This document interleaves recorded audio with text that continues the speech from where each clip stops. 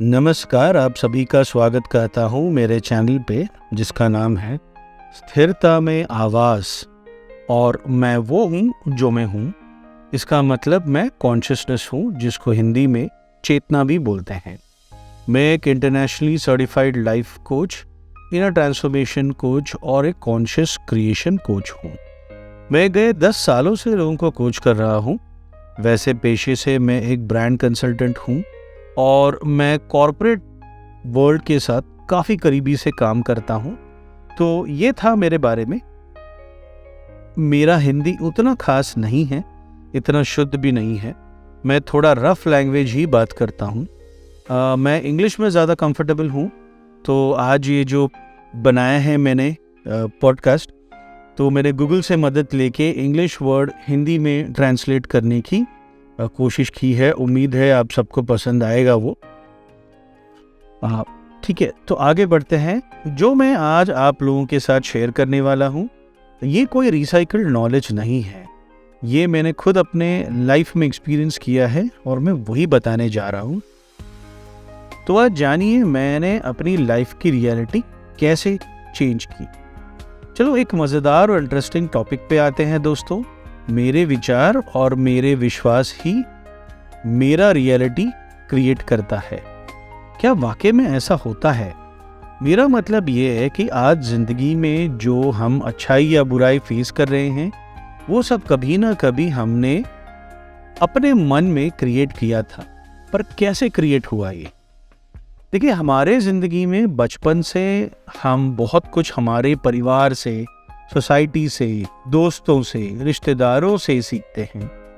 इसी चीज़ों से हम प्रभावित हुए और ये हमारे बड़े होने में इन विचारों का बड़ा हाथ है।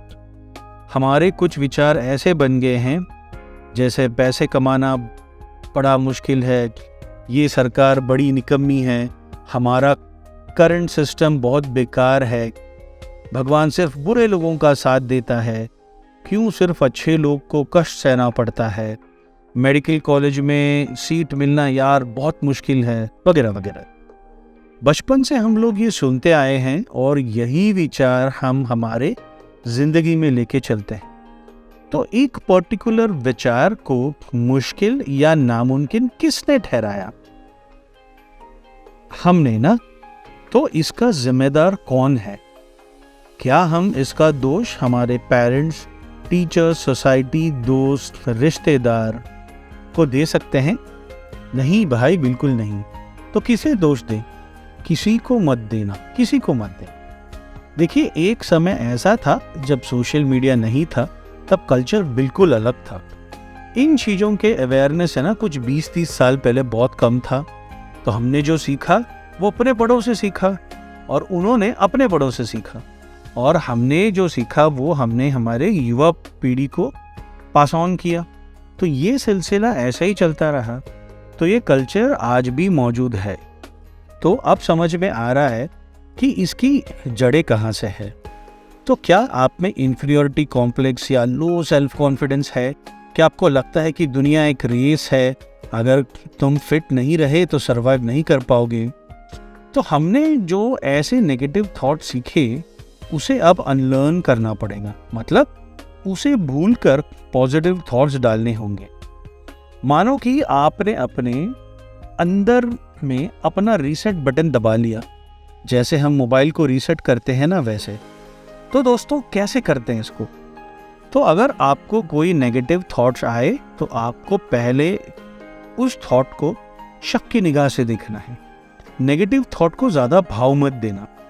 अगर आपका मन आपको कोई टास्क करने से रोकता है और अगर आपका प्रमुख विचार अगर आपको बोलता है कि अरे यार, जिंदगी बड़ा कठिन है, क्या मैं जीत पाऊंगा जिंदगी से, तब अपने आप को बोलो शायद हाँ, शायद ना। कभी हाँ, कभी ना। बट कुछ ट्राई करे बिना मैं अपने आप को कैसे जज करूं? हाँ, कुछ लोग मेरे से ज्यादा बेहतर है, कुछ नहीं है, पर हो सकता है कि मैं कुछ चीजों को दुनिया से अलग करूं और यही मेरी पहचान है और यही मेरी खासियत है।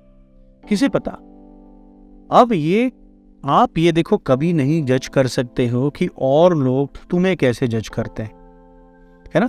तो अपने आप को नेगेटिव पॉइंट्स देना बंद करो, नेगेटिव स्कोर मत दो अपने आप को। दुनिया को आप जैसे लोगों की तो तलाश है। तो अब देखा, आपका सोचने का नजरिया बदल चुका है। तो नेगेटिव से न्यूट्रल हो गए हैं और फिर पॉजिटिव। अगर हम सीधे नेगेटिव से ना पॉजिटिव सोचने की कोशिश करेंगे ना, तो आपका मन साथ नहीं देगा, वो इसको रिजेक्ट कर देगा बार बार कि नहीं, ये सच्चाई नहीं है करके। अब समझिए आप कोई बिजनेस कर रहे हैं, मान लीजिए आप आईटी फील्ड में हैं, या एडवर्टीजमेंट, मर्चेंट बैंकिंग, या आप कुछ सॉल्यूशंस प्रोवाइड कर रहे हैं। तो कभी कभार हमें लगता है ना कि यार मैं धंधा कहाँ से लाऊं, बड़ी कंपनी मुझे कॉन्ट्रैक्ट देगी कि नहीं देगी नहीं पता, मेरे में वो स्किल, एबिलिटी और टैलेंट है क्या। देखिए ऐसा है, हो सकता है कि बड़ी कंपनीज आपका सर्विसेज ना ले, पर ऐसे बहुत सारे कंपनीज है जिनके पास उतना बजट नहीं है, वो लिमिटेड बजट में काम करते हैं। तो वो किसे चुनेंगे? आप ही को ना। तो एक समय आपको ऐसा लग रहा था कि मुझे कौन कॉन्ट्रैक्ट देगा। अब ऐसी 10 कंपनीज है जो आपके साथ जुड़ना चाहती है, आपके साथ काम करना चाह रही है। चलो इसी बात से मैं एक एक्सपीरियंस बताता हूँ जो मेरे साथ हुआ था। मैं कंपनी में काम कर रहा था और सब अच्छा चल रहा था। हर कंपनी में ना हम दोस्तों का एक अनऑफिशियल ग्रुप रहता है जिनके साथ आप उठते बैठते हो, है ना, खाना खाते हो साथ में, सुट्टा मारने नीचे जाते हो, ये ग्रुप बन जाती है। अब ऐसा था कि ना हमारे कंपनी में एक नए बंदे ने ज्वाइन किया, तो हमारे ग्रुप में से एक बंदा उसको जानता था। अब पता नहीं उसका एक्सपीरियंस उस बंदे के साथ क्या था, तो बोलने लगा इस लौंडे से बच के रहना, बॉस की चाट लेगा और मस्का मार के अपनी तरक्की कर लेगा और हमें पीछे छोड़ देगा, बड़ा नालायक है।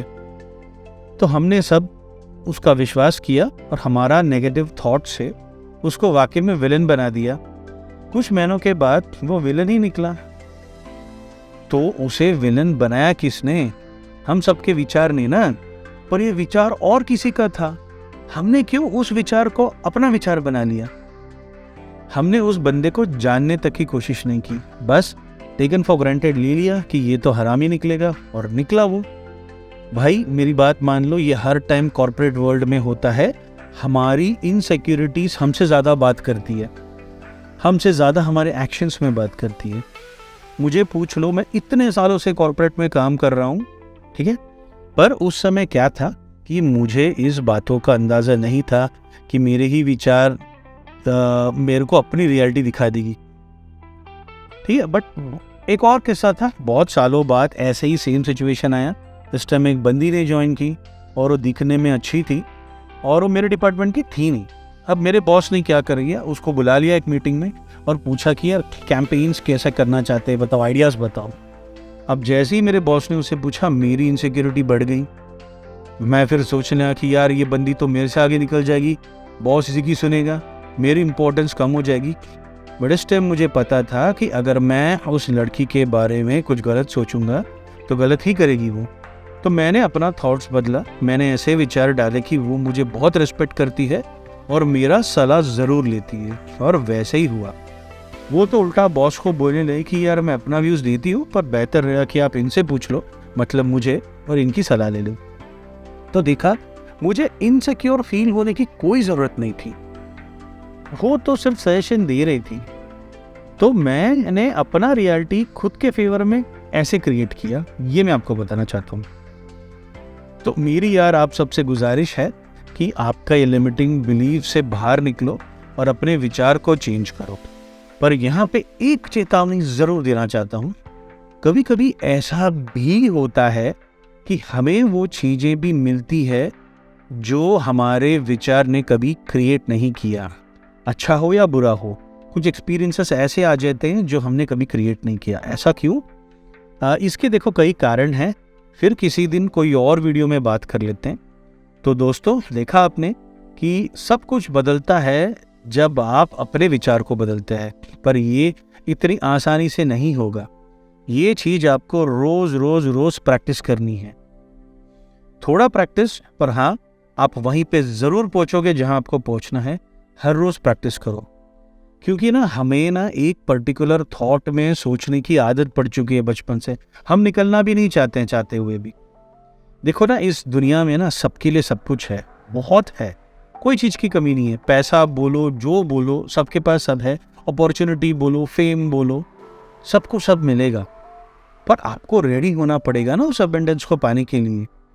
आपका भी अच्छा ही होगा, जैसे आप चाहते हैं वैसे ही होगा, पर अपना विचार बदलो। मैं इतना ही बोल रहा हूं मैं। और स्थिरता में आवाज करो। सिर्फ यहाँ आपको आपका हर सवाल का जवाब मिलेगा, हर प्रॉब्लम का सलूशन मिलेगा। अपनी स्थिरता खुद ढूंढो। अगर कहाँ अटक गए तो मुझे बताना। अगर आपको कोचिंग की ज़रूरत हो तो आप मुझे कांटेक्ट कर सकते हो।